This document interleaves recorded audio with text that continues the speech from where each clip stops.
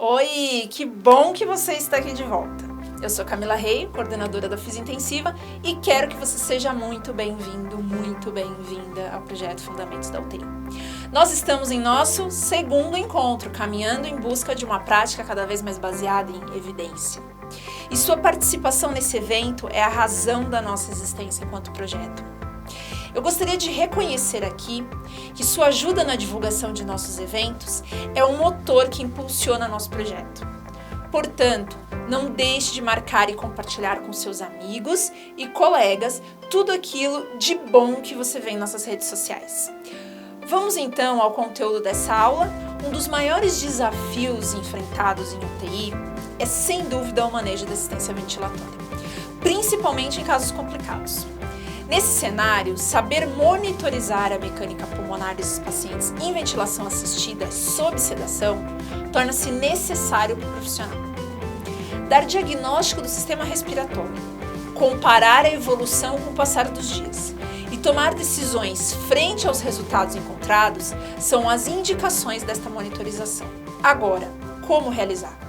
Convidamos você para acompanhar conosco essa incrível aula com o professor Fernando Acácio Batista. Meu nome é Fernando Acácio Batista, eu sou professor da Liga da Fisiointensiva e nós vamos para mais uma aula hoje aí. Essa aula é de monitorização da mecânica pulmonar passiva, tá? Então a gente vai aprender a como monitorizar a mecânica pulmonar do paciente lá no ventilador de forma passiva com o paciente sedado. Bora? Quais são os motivos para eu estar monitorizando a mecânica do meu paciente? Primeiro é dar um diagnóstico. Dar um diagnóstico do sistema respiratório do paciente. Não é um diagnóstico comum do dia a dia, é um diagnóstico do sistema respiratório. Do paciente em ventilação mecânica, que está com uso de cano orotraqueal ou nasotraqueal se tiver, e traqueostomia. O outro objetivo que eu tenho com esse paciente, quando eu faço o cálculo da mecânica pulmonar, é ter uma comparação da evolução do paciente nos dias que ele está em ventilação mecânica. Esse meu paciente está 3 dias sedado para fazer por conta de uma pneumonia, por exemplo. Ele sedou no primeiro dia, a complacência dele era X, no segundo dia ela é Y, ela está maior. Então eu estou acompanhando a melhora do meu paciente de acordo com os dias de evolução. E tomadas de decisões na ventilação mecânica, quando meu paciente está sedado e entregue na minha mão para eu estar manipulando o meu paciente, tá? Bom, sabendo então que eu tenho que dar diagnóstico, que eu tenho que monitorizar meu paciente e eu tenho que tomar decisões na ventilação mecânica, como eu vou realizar o cálculo de mecânica pulmonar? Meu paciente tem que estar sedado, tá? Sem drive ventilatório nenhum, não pode apresentar drive ventilatório, porque se ele apresentar algum esforço inspiratório, já o cálculo já está perdido, os valores não são reais. Tem que estar em modalidade VCV, porque complacência é volume por variação de pressão. Então, para cada volume, eu tenho uma variação de pressão para expandir o meu pulmão. Não posso calcular em PCV. Ventiladores mais modernos que têm o botão de cálculo de mecânica em PCV usam logaritmos extremamente específicos para dar o cálculo. Só que, se eu precisar da resistência, eu tenho que passar para volume do mesmo jeito, tá? Estipular um volume. Estipular um volume corrente. Antigamente a gente usava muito volume de 500, mas a gente pode agora fazer com 6 ml por quilograma de peso predito. Então a gente pode pensar nisso daí, tá? Como estipular um volume corrente. Bom, sabendo disso tem que ter um volume corrente estipulado, para esse volume corrente depois ser usado na fórmula. Eu tenho que estipular um fluxo, o fluxo de 60 ou de 30, tá? As literaturas falam que o de 30 é melhor porque deixa menos turbulência no ar, o ar mais laminar, mas você também pode usar 60 sem problemas. Eu tenho que pôr uma PIP. A PIP pode ser a PIP que ele está ventilando, PIP de 5 ou ZIP, eu escolho a PIP. Quando eu uso ZIP, quando é um paciente DPOC ou asmático, que eu acho que a PIP pode estar influenciando na auto-PIP, eu posso zerar para calcular, tá? Como que eu realizo ainda? Eu tenho que colocar uma frequência de 10 de frequência respiratória. Por quê? Eu preciso de uma janela de tempo longa, porque eu vou precisar dar uma pausa, né? Uma pausa de 2 segundos pelo menos. E se eu vou dar essa pausa de 2 segundos, eu preciso de janela de tempo longa para não fazer auto-PIP, tá? E essa pausa é feita para fazer o fenômeno Penderluft. O que é isso? É um fenômeno de acomodamento de ar. O ar como se ele fosse e voltasse até a hora que ele se acomoda, e quando ele se acomoda ele para, ele fica parado dentro do alvéolo, e aí ele dá a pressão de platô. Curva de fluxo sempre quadrada, porque a curva descendente ela não é contínua, a quadrada ela é contínua. Né? Então eu preciso de onda quadrada e não descendente. A onda descendente desacelerando, né? Ela não traz o cálculo. Eu preciso da mesma constância da curva de fluxo durante todo o tempo ins. Então a onda de fluxo, ela preferencialmente, e ela deve ser quadrada. Aqui tem um protocolo da pós que a gente utilizava na nossa pós-graduação, tá? E aí você pode usar o protocolo do seu hospital. Mas a gente deixa isso aqui simplesmente para que vocês consigam ver o que a gente faz. Então, quando a gente vai calcular a mecânica na pós-graduação, a gente usa um volume de 400, um fluxo de 60, uma PIP de 5, frequência de 10, pausa de 2 segundos, FO2 sempre de 100% para garantir a melhor oxigenação para o paciente. E a onda de fluxo quadrada. Ah, no meu hospital eu não uso 400, eu uso 350, não tem problema. Tá? Vocês estipulam, pode ser 6 ml, vai depender de cada paciente. Que na pós-graduação que a gente utilizava, era um padrão para facilitar para os alunos e todo mundo falar a mesma língua, tá bom? O que eu vou verificar? Eu tenho que verificar a pressão de pico, a pressão de platô e a auto-PIP. Eu tenho que medir, eu tenho que ter essas 3 medidas toda vez que eu for calcular mecânica pulmonar do meu paciente de forma passiva. E como eu consigo essa medida? Na minha pressão de pausa, eu vou conseguir o pico e o platô da pausa inspiratória.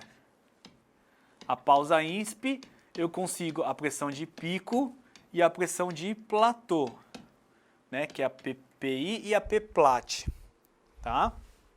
Já já a gente vai entender melhor o que são essas pressões. E na pausa expiratória, eu preciso da auto-PIP. Eu tenho que ter o valor da auto-PIP. Vamos lá. O que é a pressão de pico, então? Essa aqui de 40, ó, no exemplo. A pressão de pico é a pressão máxima na via aérea. Lembra que quando eu coloco meu paciente em volume controlado, o volume é controlado e a pressão é livre. A pressão é livre decorrente da complacência da resistência do meu paciente. Quando o volume corrente começa a entrar para o meu paciente, ele vai ter que vencer a propriedade resistiva e elástica do tecido. Então ele vai dar uma pressão de pico. Quando eu coloco a pausa, eu girando a pausa aqui, ó, e eu faço o platôzinho da pausa, eu estou vencendo a propriedade elástica. Se a gente separar aqui, ó, a curva do ventilador da curva do pulmão, olha o pulmão aqui, ó. Ó, ponto, chega aqui no mesmo ponto, propriedade elástica.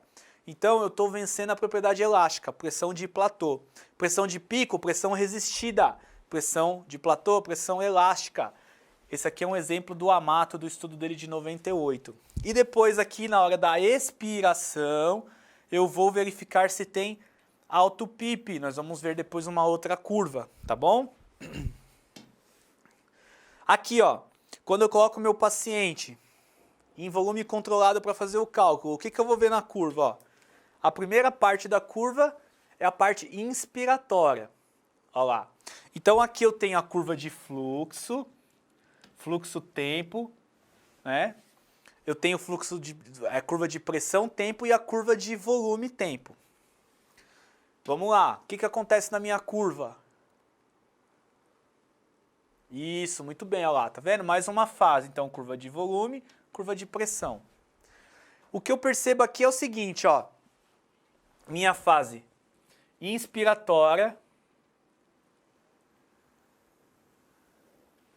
a minha fase de pausa inspiratória, olha lá. Pressão de pico, pressão de platô, tá? Seguindo. O paciente expirou. Então, tudo que tem para cá é a expiração do meu paciente. E aí a gente consegue dividir isso para vocês na curva.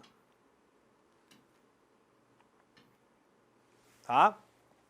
É isso que a gente vai ver na curva do nosso paciente.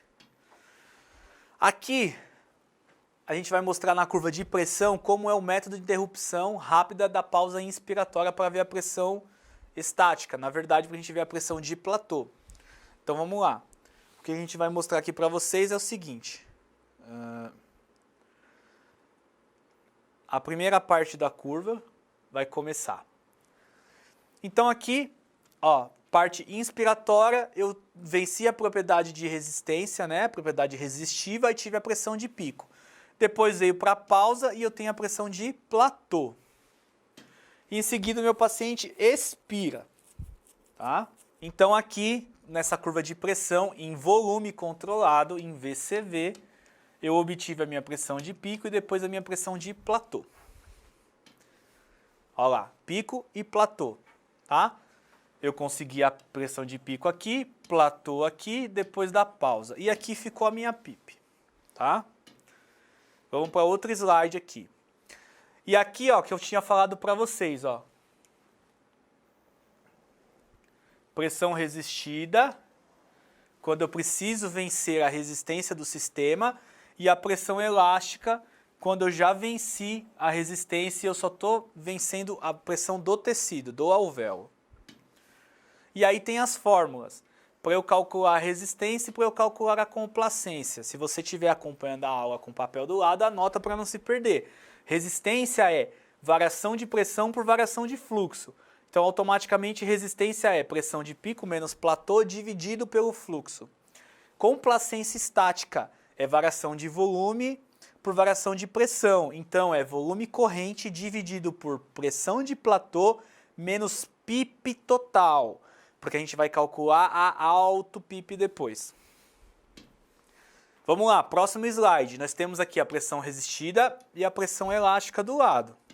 O que vai acontecer?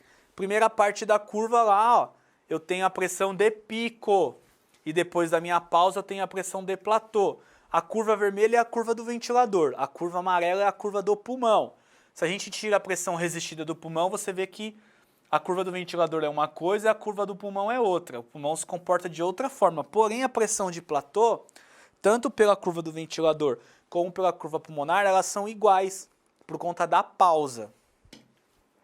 Então, eu tenho lá pressão de pico e pressão de platô, que a gente chama de pressão alveolar, e embaixo a PIP. Pressão de pico, pressão de platô e a PIP.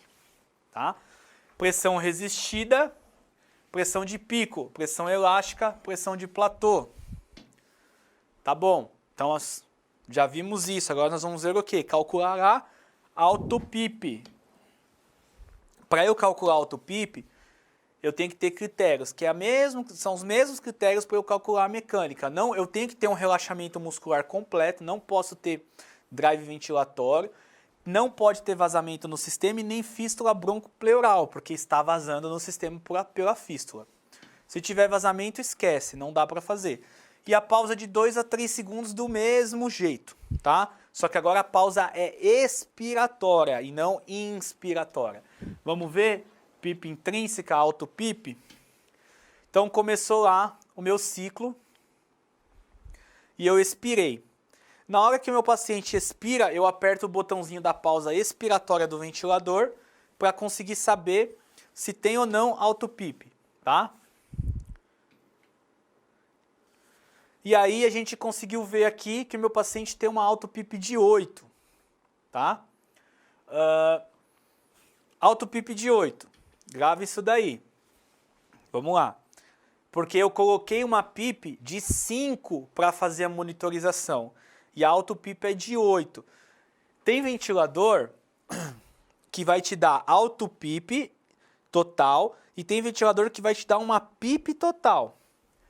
Se ele te der uma PIP total, você tem uma PIP de 5 e você tem uma PIP total de 13, você tem que saber que 8 é alto PIP e 5 é a PIP ajustada. Tem ventilador que ele já vai te dar a alto PIP total. Eu tenho uma PIP de 5, só que ele vai falar assim, alto PIP de 8. Então você tem que tomar cuidado para saber se o seu ventilador te dá alto PIP ou PIP total, tá bom? Só esse detalhe para você não se esquecer e não ter problema lá na hora. Então vamos lá. Começou a parte inspiratória da curva e na parte expiratória eu tenho que apertar o botão. Eu apertei o botão aqui, ó. Pausa expiratória. Assim como na pausa inspiratória, a pausa expiratória também gera um acomodamento de ar. Só que gera um acomodamento de ar que sobrou no meu pulmão. E quando esse ar se acomoda, a pressão do ventilador mostra uma subida. Ó, esta subida aqui, ó. Porque o meu nível de PIP estava aqui, ó. Só que a subida da pressão mostrou que eu tenho uma alto PIP aqui, ó. Desse tamanho aqui. Isso é alto PIP. Eu tinha uma PIP de 5, a PIP total foi para 13, ou seja, lá no meu manômetro era 5. Só que no meu manômetro ela subiu para 13. Então, 13 menos 5, 8. Eu tenho uma alto PIP de 8. Guarda isso, alto PIP de 8, porque isso vai entrar no nosso cálculo, tá? Vamos lá então. Aqui, ó, pausa expiratória. PIP intrínseca aqui, ó, na setinha, tá? Demonstrando para vocês. Quais são os efeitos da alto PIP? A gente está falando de alto PIP no cálculo de mecânica, mas o paciente ventilando também pode ter alto PIP. A gente tem um pulmão normal aqui, um alvéolo normal, um alvéolo hiperinsuflado, ó. Uma pressão de 10 dentro do alvéolo e uma pressão menor no bronquíolo, então retendo o ar lá dentro. A alto PIP ela pode diminuir o débito cardíaco, tá? Ela vai gerar retificação diafragmática e vai diminuir o débito cardíaco por hiperinsuflação pulmonar, por aumento de resistência vascular pulmonar e queda do débito cardíaco e queda do retorno venoso. E assim esses pacientes vão ter hipotensão refratária a tratamento com medicamento por conta da ventilação mecânica. Então muitos pacientes com DPOC, por exemplo, eles têm alto PIP, tá? E a gente não percebe. Ah, mas quanto que alto PIP é importante? De acordo com a nossa diretriz de ventilação mecânica, ela não pode ser maior do que 15. Se ela for maior que 15, ela começa a gerar estabilidade hemodinâmica importante para o nosso paciente.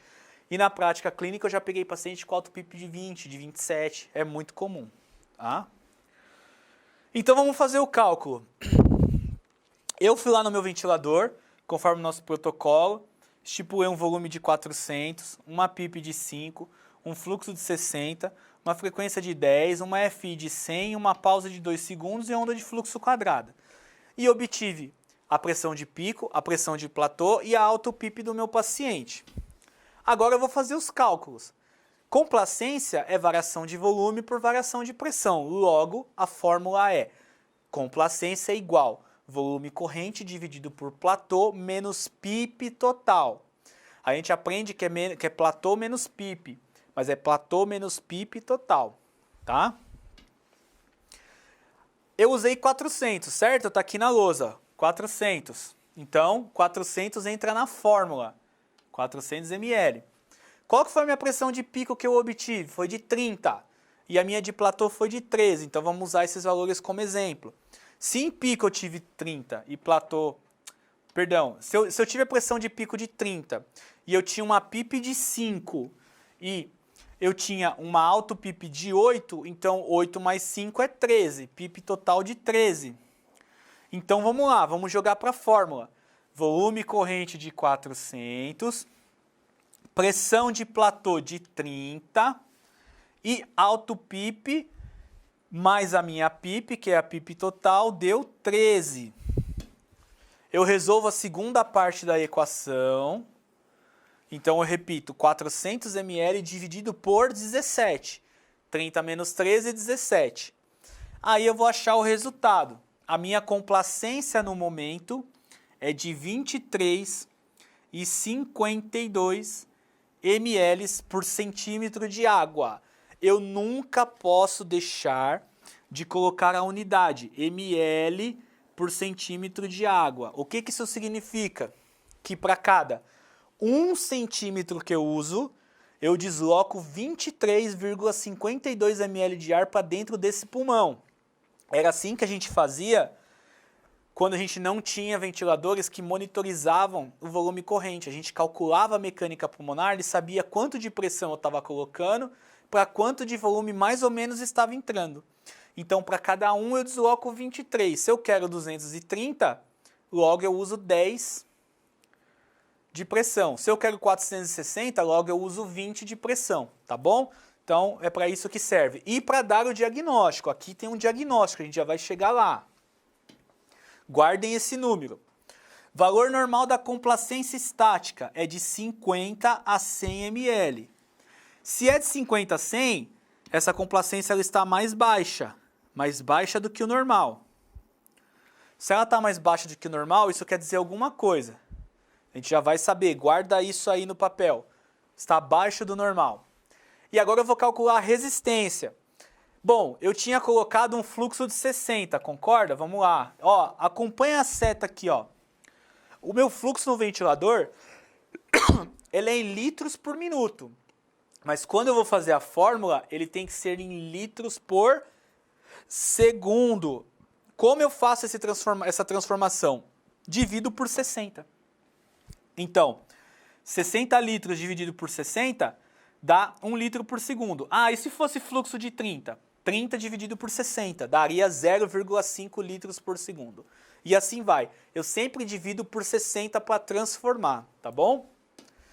Então vamos para a fórmula. Se resistência é variação de pressão por variação de fluxo, logo resistência é igual pressão de pico menos pressão de platô dividido pelo fluxo em litros por segundo. Então vamos lá. A minha pressão de pico era 45. A minha pressão de platô era 30. Então eu jogo na fórmula 45 menos 30. O meu fluxo é de 60, mas lembra que eu falei que o fluxo tem que ser transformado? Então se eu faço 60 dividido por 60 é 1. Então tá aqui, ó, 1. 45 menos 30 dá 15. Então 15 dividido por 1 dá 15. 15 centímetros de água por litro por segundo. Este é o valor da resistência. Não deixar de usar a unidade, centímetros, litros por segundo. Se você vai numa prova de hospital ou uma prova de qualquer lugar e você não coloca a unidade, é meio certo ou até errado, dependendo do local. Qual que é o valor normal de resistência? Até 8.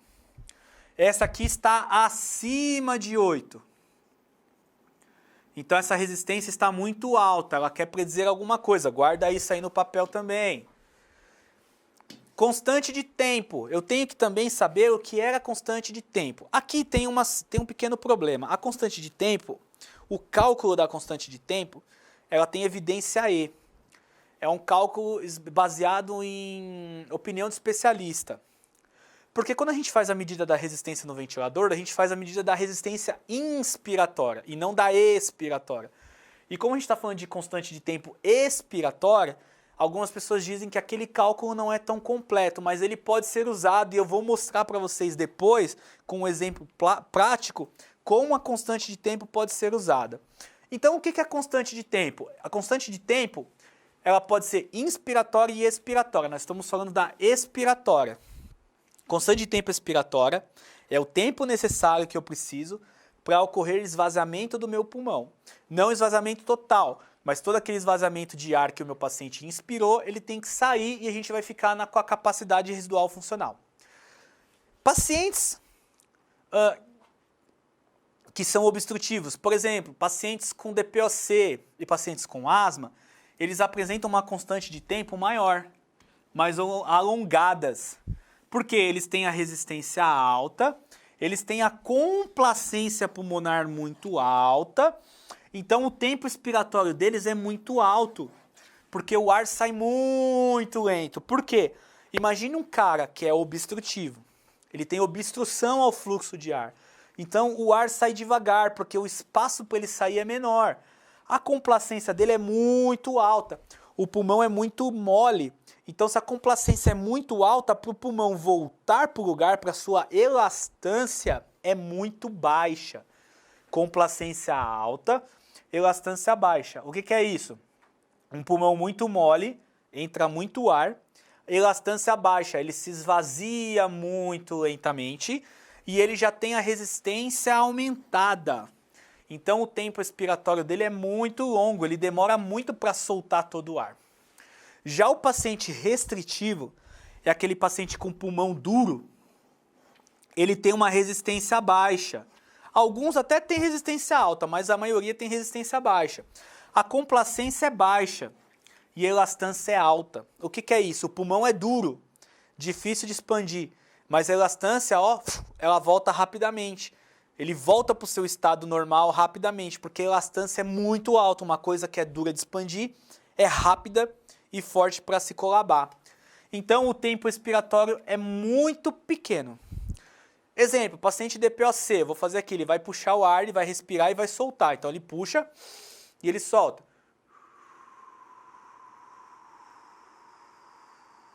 Bem lento. Paciente restritivo, ele puxa e solta, ó. É um paciente que respira muito rápido. Tanto que pacientes restritivos são muito taquipneicos, tá? Então a gente tem que entender da constante expiratória do paciente. Paciente que solta o ar rápido e pacientes que soltam o ar mais lentos. Pacientes obstrutivos e restritivos. Ainda na constante de tempo, eu vou dar um exemplo aqui para vocês perceberem pelo gráfico. Essa parte de cima é um paciente teoricamente com pulmão normal. E o de baixo, vamos supor que é um paciente DPOC grave. Olha a diferença. Uma constante de tempo, duas constantes de tempo, 3, 4 e 5 constantes. O paciente normal, eu, por exemplo, com 5 constantes de tempo, eu estou na metade da terceira constante de tempo de um paciente DPOC. Então, olha a diferença, ó. O paciente normal, sem doença pulmonar, ele puxa o ar e solta. Soltou. Paciente DPOC, ele puxa o ar e solta. E continua soltando. Então, ele só vai ter esvaziamento lá na quinta constante de tempo. Então, ventilar um paciente com DPOC respeitando 5 constantes, às vezes, gera um tempo ex de 4 segundos. Você fala, 4 segundos de tempo ex é muito grande, porque esse paciente ele está exacerbado, ele precisa de mais tempo para exalar. Então, na ventilação mecânica, nós preconizamos respeitar 3 constantes de tempo no paciente DPOC, porque ele vai exalar 95% do ar que ele inspirou. Então eu tenho que respeitar a constante de tempo. Sabe aquele negocinho que vocês leram na diretriz de ventilação mecânica? Assim, ó, relação em Zs maior do que 1:3, ou seja, 1:4, 1:5, 1:6, 1:7. É isso aqui. Só que em vez de você trabalhar com relação em Zs, você está trabalhando com a constante de tempo expiratória. Você está respeitando a constante de tempo expiratória. Ah, mas como eu posso ver isso? Você pode ver isso pelo gráfico do ventilador. É simples. Ah, mas se pode ver pelo gráfico, por que você dá uma aula enorme de cálculo se eu posso ver pelo gráfico? Porque se você não aprender a ver isso de forma correta, manual, com cálculos, nada adianta você ver gráfico. Você pode ver o gráfico, entender de ventilar o seu paciente para o gráfico, mas você não sabe por trás como chegar àquilo que o gráfico está mostrando. Então, a gente tem que aprender a monitorizar a mecânica de forma manual e não só olhar pelo gráfico. Tem ventiladores, por exemplo, que eu trabalho, que eu consigo pelo gráfico saber se meu paciente é obstrutivo, restritivo, se ele faz autopip, se ele não faz, qual é a constante, eu consigo saber tudo isso. E você também consegue. Só que eu tenho que saber na teoria, como é fazer esse cálculo na teoria. Como é mexer com princípios básicos de ventilação para conseguir chegar até isso, tá bom? Então, como eu vou calcular a constante de tempo? A constante de tempo é resistência vezes complacência estática. Nós não vamos calcular isso nessa aula, nós vamos calcular na segunda aula, que é complementação dessa. Mas guarde isso aí na sua folha de papel. Resistência vezes complacência estática. Isso aqui é o cálculo da constante de tempo expiratória. Vamos dar diagnóstico agora? Meu paciente ele tinha uma complacência de, vocês lembram? Menor que 50. 23 é alguma coisa, menor que 50. Grava aí no papel.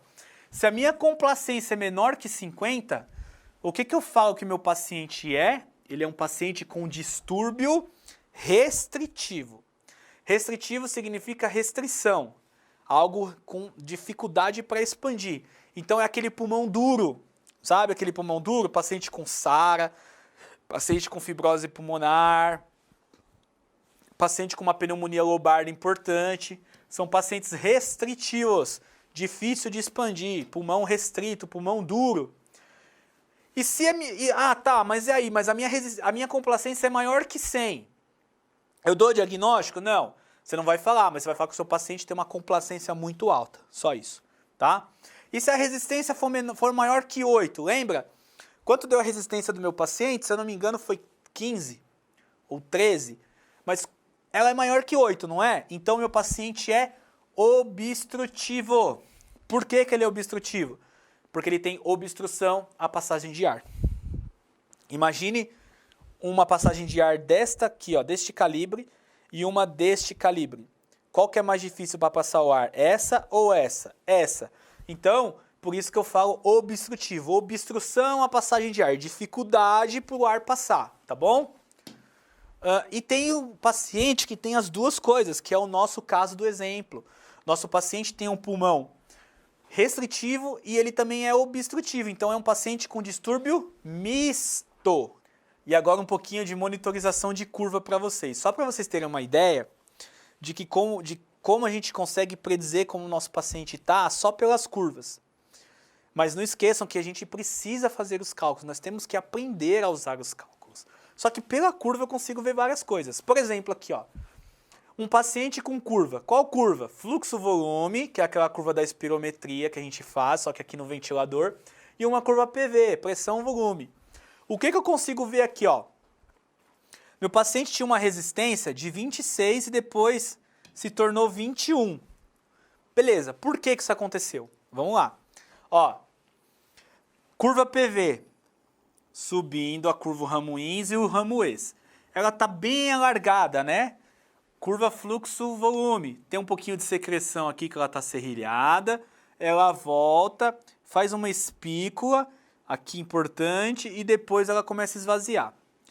O que acontece aqui é o seguinte, meu paciente tem uma obstrução ao fluxo aéreo, ele está em broncoespasmo. Quando ele está em broncoespasmo, ele tem uma obstrução de fluxo aéreo, ele está na curva PV, o Ramuins e o Ramuês. O Ramuins e o Ramuês, a esterese fica muito larga, porque ele está com dificuldade para soltar o ar. Então a pressão aqui, ó, a curva pressão-volume, o tanto de pressão por tanto de volume que ele precisa para soltar o ar é grande. A esterese é larga. E na curva fluxo-volume, a gente olha aqui, ó, uma espícula, junto com aqui depois uma concavidade na curva que mostra que meu paciente tem um broncoespasmo. O médico foi lá e fez inalação. A curva PV diminuiu a sua esterese, porque diminuiu a resistência, e a curva fluxo-volume aumentou o seu ramo expiratório aqui, ó. A resistência de 26 passou para 21. Ah, mas só 4 pontos de resistência, isso faz diferença para o paciente? Faz enorme diferença para o paciente. Principalmente se ele estiver sem sedação, tá bom? Outra curva. É uma curva de fluxo-volume em paciente DPOC com broncoespasmo, a mesma coisa. A gente vê aqui, ó, uma curva pré-broncodilatador e uma curva depois do broncodilatador. Olha como a curva melhora, o ramo expiratório da curva melhora muito, tá? Então é muito importante a monitorização. Outra curva, mostrando secreção pulmonar, ó, fluxo-volume. Olha que ondas dentilhadas, né, serrilhadas. Essas ondas serrilhadas, elas predizem secreção solta. Aí você vai lá, ausculta seu paciente tem roncos, secreção solta na via aérea do paciente. Ela transmite isso para o circuito do ventilador como forma de tremores, e aí fica essa onda serrilhada. Aqui, ó, um paciente, depois que ele é aspirado, né? Nós temos ondas serrilhadas, e depois que ele é aspirado, a onda serrilhada some, porque eu tirei aquela secreção solta que ficava oscilando na via aérea do meu paciente. Mais uma aqui, ó, laços fluxo-volume, o slope fluxo-volume. Aquele mesmo slope que eu tinha mostrado lá, o paciente com broncoespasmo, com uma espícula, uma concavidade, ele faz a inalação, ele diminui o broncoespasmo e a curva expiratória melhora, a obstrução do fluxo aéreo expiratório melhora. Pacientes com secreção, curva serrilhada, aspirou, melhorou. E aqui auto-PIP, curva fluxo-volume mostrando auto-PIP. O paciente com obstrução de fluxo aéreo importante, com cavidade, e ele não zera na curva e começa outra inspiração. Por que ele não zerou? Possivelmente porque eu não dei o tempo expiratório para ele adequado, que seriam as 3 constantes de tempo que a gente vai calcular depois na outra aula, tá bom? Que bom que você concluiu com êxito a sua segunda aula em nosso projeto Fundamentos da UTI. Reforço o desejo de que você possa seguir firme em seus estudos e juntos vamos transformar nossa prática cada vez mais em uma conduta baseada em evidência. Esta é a nossa causa. E atenção, anote a sua segunda palavra-chave: monitore.